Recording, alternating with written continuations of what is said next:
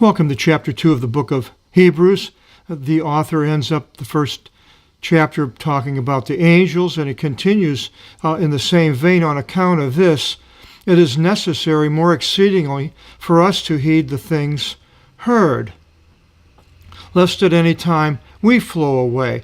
Well, I think he goes talking here of the angels. He's talking about that. Basically, as I see it in this next verse, the angels, the fallen angels. If the angels could fall and leave their realm, then man can also. And the whole idea of once saved, always saved is not, I don't see that as being biblical, because salvation only comes through our deliverance and going over from this life into the next. That's when we are delivered. We are in the process of being delivered, and this is what the word deliverance in so many places is a verb, and it's not a done deal, as I mentioned many places. For if the word being spoken through angels became firm, and every violation and disobedience received just payment, now either our violation or the angels, I would think it was the angels, how shall we flee, neglecting such a deliverance? Which deliverance, I would say, which deliverance in the beginning receiving, being spoken by the Lord when he was on earth, was firmed up by the ones in us, by the ones hearing him. God bearing witness with both signs and miracles and various works of power. Well, God, in the fullness of God, didn't really do signs and miracles. I mean, he made everything, created everything. Could it be here he's talking about Jesus being God? God, Jesus, bearing witness with both signs and miracles, which makes sense, and various works of power. God didn't just do various works of power, he did the whole thing. And holy and distributions of Holy Spirit according to his volition of whoever he wanted. For not to angels he submitted the inhabitable world about to be, concerning of which we speak. Now God submitted, for not to angels God submitted the inhabitable world about to be, he was created, concerning of which we speak of this world. But one testified somewhere saying, and that was David in Psalms 22.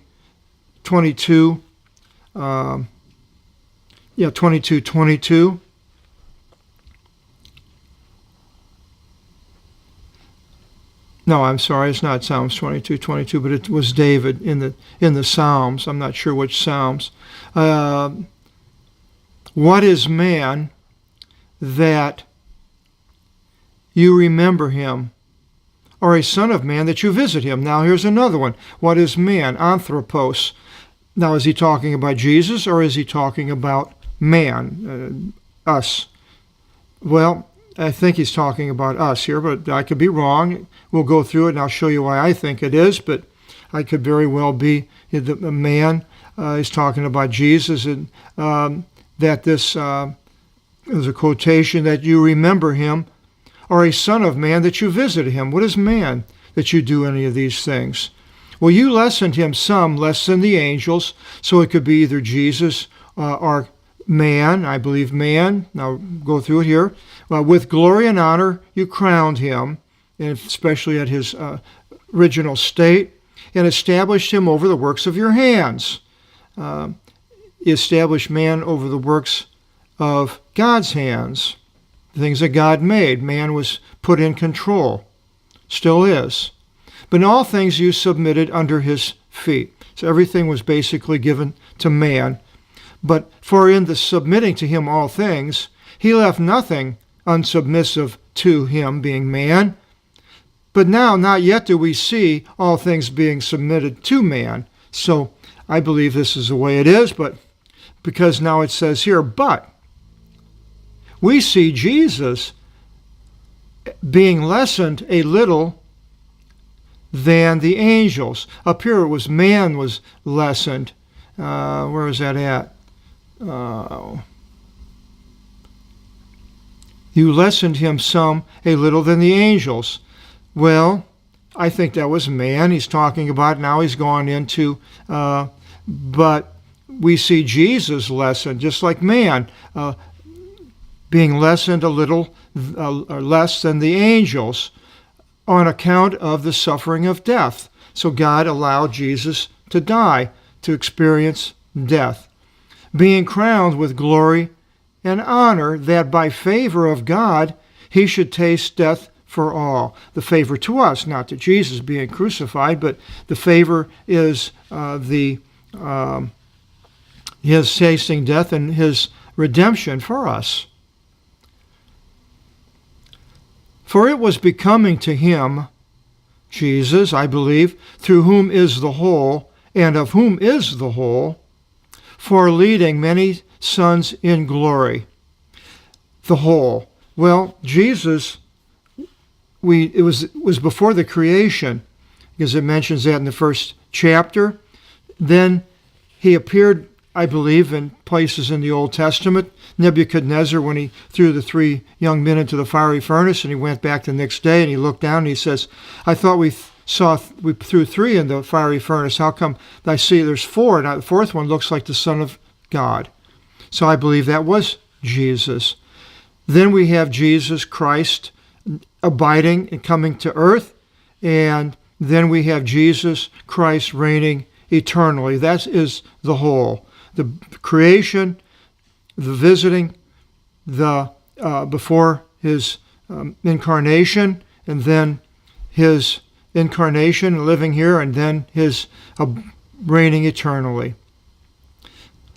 With what for? For leading many sons in glory. The glory is going to be with Jesus and being in glory, New Jerusalem, whatever it's all is, to perfect the head of their deliverance through sufferings, and the rule him through God is to perfect the head of their deliverance through suffering. So Jesus was perfected through suffering. I suppose it's a strange way, but if he didn't suffer, then he wouldn't have experienced the human experience. And so therefore God allowed him to go through the human experience for our deliverance. For both the ones sanctifying and the ones being sanctified are all from out of one, Jesus and us, for which reason he is not ashamed to call them brothers. Okay? And saying, I will report your name to my brothers. Now, this is in the Old Testament. This is Psalms 22:22. And so you would say, okay, where is it in the New Testament? I was going to let you try to find it. If you want to, just stop now and go see if you can find it. And I'll hold off here for a second, then I'll tell you where some of the 3 places. There's probably more. And this was in the Gospels because Jesus was speaking. Well, Matthew 12:49-50, it says, For whoever should do the will of my Father in heavens, he is my brother and sister and mother. And then in Matthew 28:10, he says, after his resurrection, Fear not, go to my brothers, that they should go forth report to my brothers that they should go forth into Galilee. And then John 20:17, he says, But go to my brothers and say to them, I ascend to my Father and your Father, and my God and your God. We are the brother of Jesus Christ. He calls us brothers, it says here. Wow. I had a half-brother. Never had a full brother. I wanted a brother to grow up with. But my half-brother, my mother's other son, she had when she was 17 or 18, and he was killed in the Battle of the Bulge in Germany. He's buried in Lorraine, France, the American cemetery. And I have a picture of him holding me when I was probably 6 months old or less. I was just a little baby in diapers. And he was my half-brother. He was killed. And so then my mother had me 25 years later, a different father.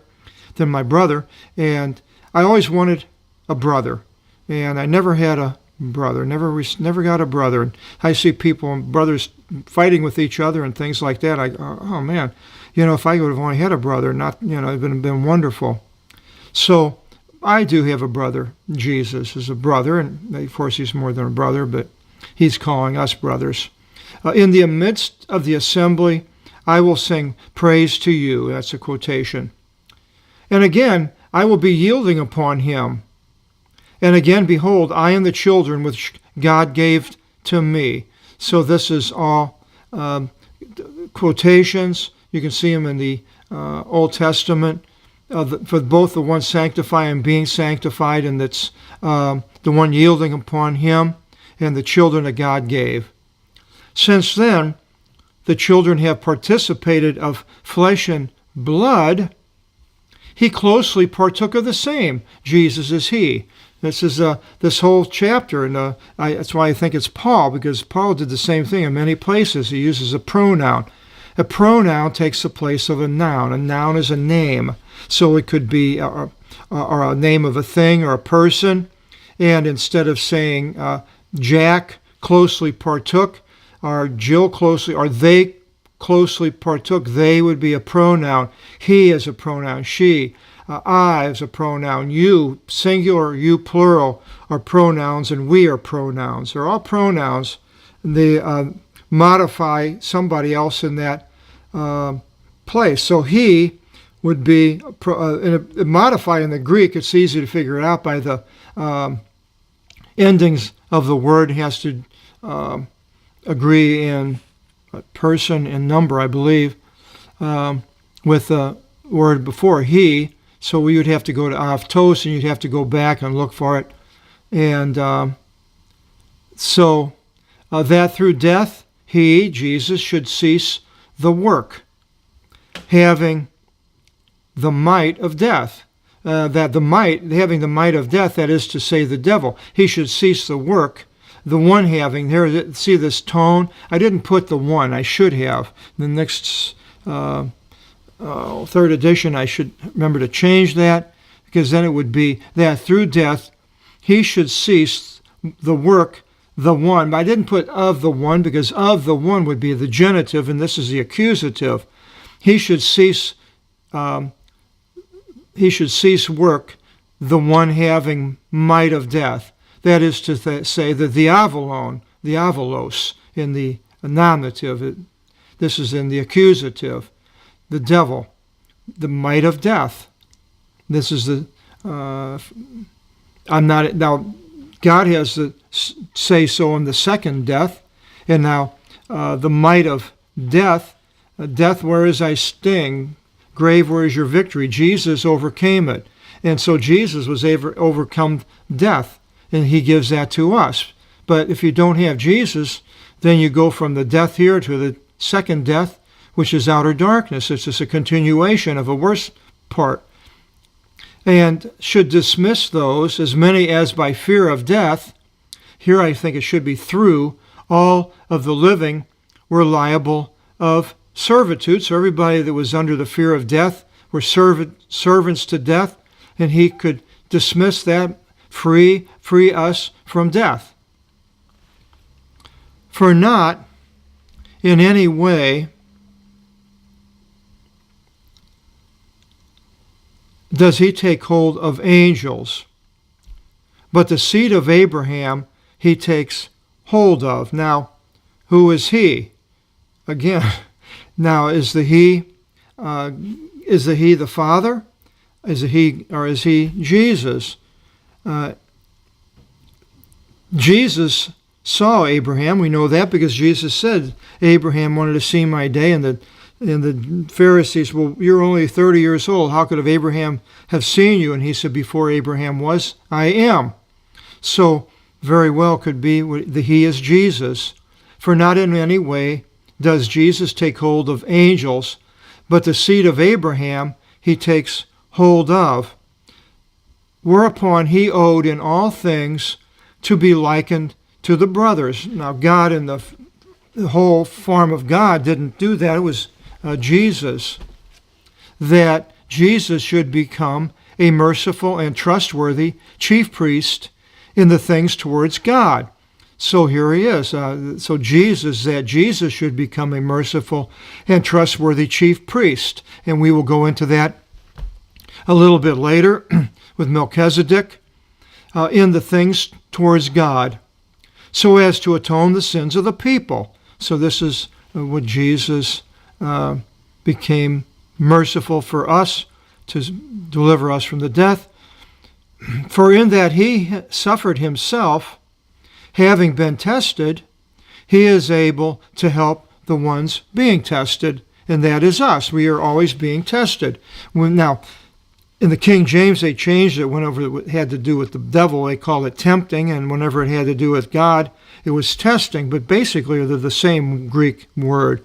And I didn't use tempting and test. I used just testing because that's what it is.